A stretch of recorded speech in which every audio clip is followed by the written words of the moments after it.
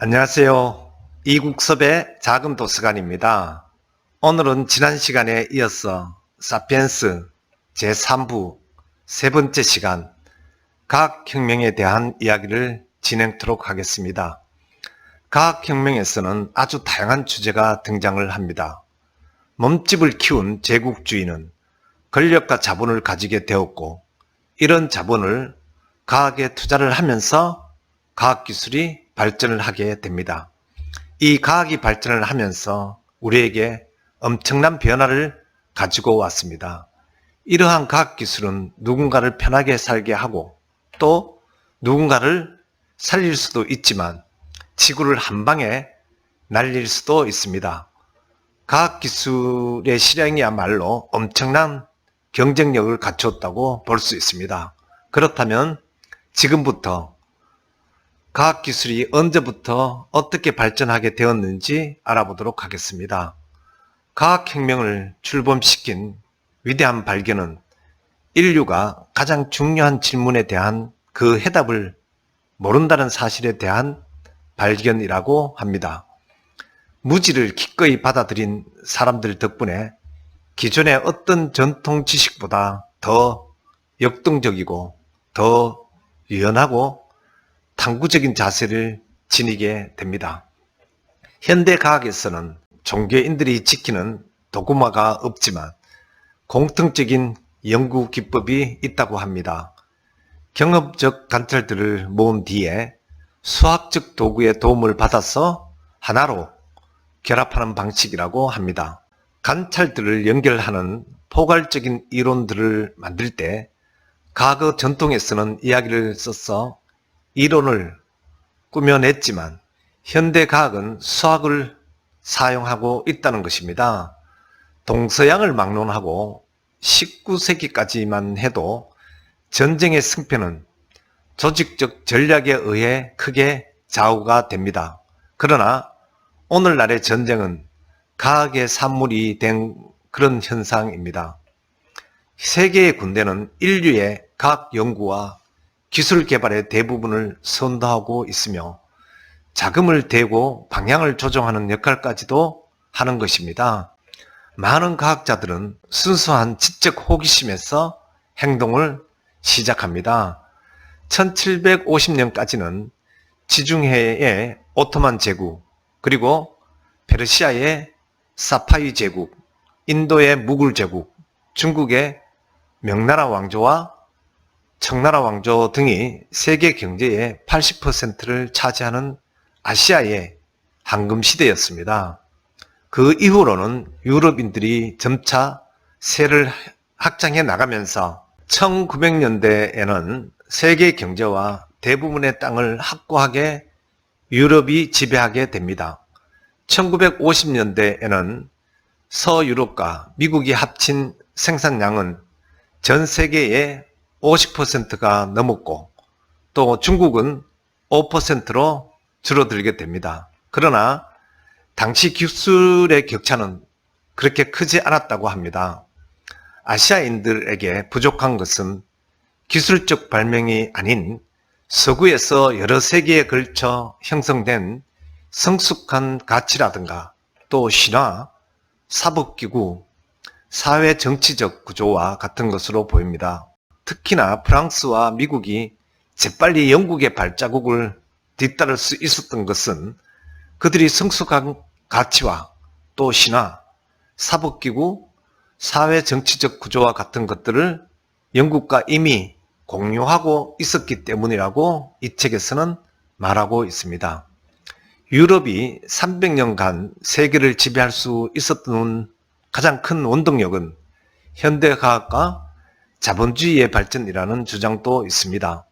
현대과학이 추구한 것은 빈 공간이 많은 세계 지도에서 암시되는 새로운 발견을 향한 탐험과 관찰의 자세였고, 이러한 태도는 탐험과 정복의 야망으로 이어져서 결국에는 식민지 개척을 향한 무한한 욕심을 낳았던 것입니다. 그 욕심으로 인한 결과로서 정복당한 원주민들에게 식민지라는 형태는 지상의 지옥이나 마찬가지였습니다.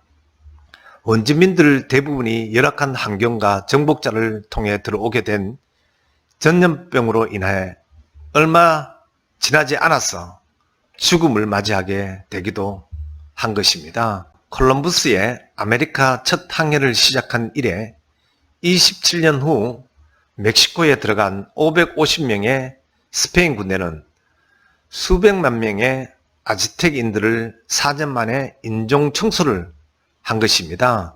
또 그리고 카브리해의 원주민들은 20년 만에 완전히 사라졌고, 또 스페인의 정복자들은 그 자리를 수입한 아프리카인 노예들로 채웠습니다. 그리고 나서 10년 후에는 168명이 페루로 가서 잉카 제국을 정복하기 시작했고, 또 그러고 나서 10만 명의 민간인이었던 영국인들은 3억 명이나 넘는 인도인들을 2세기 동안 지배하고 억압하였으며 착취한 것입니다.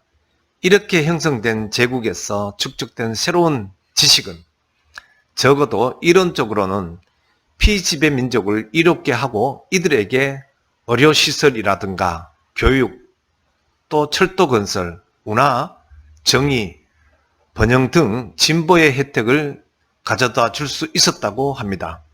이는 제국주의자들이 행한 일련의 일들의 거대한 착취 사업이 아닌 타인종을 위한 이타적 프로젝트이자 백인의 버든, 짐이라고 그들은 주장도 하기도 한 것입니다. 그러나 압제와 착취의 이야기도 백인의 짐 이야기도 현실과 정확히 일치하지는 않습니다. 제국주의자들의 양태가 간단하게 말해서 선하다거나 악하다는 딱지를 붙일 수는 없는 것이 현실입니다. 참으로 지배를 받았던 민족 중에 하나였던 우리 민족도 아픈 과거가 있었기에 안타까운 판단으로 보이고, 저자가 말한 이 부분은 공감하기가 조금 어려운 부분도 있기도 합니다. 또 다른 이야기로 자본주의에 관한 이야기로 신용에 대하여 많은 부분을 이야기하기도 합니다. 근대 경제사를 알기 위한 유일한 단어는 성장입니다. 오늘날 은행은 보유액의 10배까지 빌려주는 것이 허용이 됩니다. 즉 모든 예금의 90%는 실제 화폐가 없다는 그런 뜻이기도 합니다. 따라서 예금주들이 갑자기 전액 인출을 요구한다면 은행은 즉시 파산을 하게 되는 것입니다. 대출금에 의존한 모든 기업은 이처럼 상상된 미래의 신뢰 위에 세워져 있다고 보는 것입니다. 사실 이 시스템은 신용이라 불리는 특별한 종류의 재화를 사용하는 것에 동의를 함으로써 생긴 것입니다. 과거의 사람들은 부의 총량이 더 줄지는 않더라도 한정되어 있다고 보았습니다.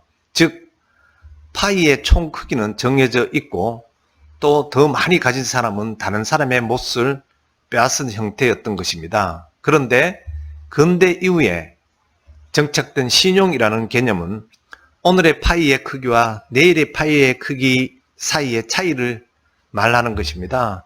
근대 이후에 진보를 믿는 사람들은 누구나 지리적 발견, 또 기술적 발명, 조직의 발전이 인간의 생산 또는 무역, 부의 총량을 늘릴 수 있다고 믿었던 것입니다. 한편 현대 자본주의 경제적 핵심이라고 하는 것은 이유는 재투자되어야 한다는 새로운 윤리의 등장이며, 애덤 스미스가 저술한 국부론이 그 기초가 되었습니다. 자본과 부는 또 다른 것입니다. 자본은 생산에 투자되는 돈과 재화와 자원을 말하는 것이며, 부는 땅에 묻혀 있거나 비생산적 활동에 낭비되는 것으로 본 것입니다. 중세 귀족들은 간대함과 가시적 소비라는 윤리를 신봉하였으며 그렇게 하여서 부를 누렸고, 또 근대 엘리트는 사치성 소비가 아닌 투자에 몰두하면서 자본을 늘려갔습니다. 자본주의의 핵심 신조는 경제 성장이 최고의 선이라는 것입니다. 근대 과학은 자본의 투자를 받아 발전했고, 자본은 과학 발달을 통해 경제를 성장시키는 사이클로 계속 이어져 온 것입니다. 최근 몇 년간 정부와 은행은 미친 듯이 돈을 찍어내어서 값싼 신용을 시스템에 집어넣고 있습니다. 그러면서 경제 거품이 터지기 전에 과학자 또는 기술자, 공학자들이 어찌해서든 뭔가 큰 건설을 올리기를 희망하고 있는 그런 형국입니다. 만약에 연구실들이 이 기대를 충족시키지 못한다면 우리의 미래는 과도한 신용의 확장으로 인하여 매우 힘들어질 수도 있을 것입니다. 애초에 신용 시스템을 만든 것은 유럽의 제국주의였습니다. 왕과 정부에서 세금을 내고 싶어하는 사람은 아무도 없었지만 투자를 하라고 하면서 모두가 기꺼이 투자를 했던 것입니다. 당시에 유럽 주요 도시 대부분이 주식거래소가 설립되어 있었으며 주식거래를 했다고 합니다. 네덜란드에서 가장 유명한 주식회사는 네덜란드 동인도 회사였습니다. 이상으로 근대 과학과 자본에 대한 말씀을 드렸습니다. 모든 일이 그렇고 또 이 책에서도 읽으면서 제가 느낀 것은 실행력이 경쟁력인 것 같습니다. 여러분께서도 어떤 일을 놓고 고민을 하고 계신다면 실행으로 옮길 것을 권하면서 오늘의 영상을 마치도록 하겠습니다.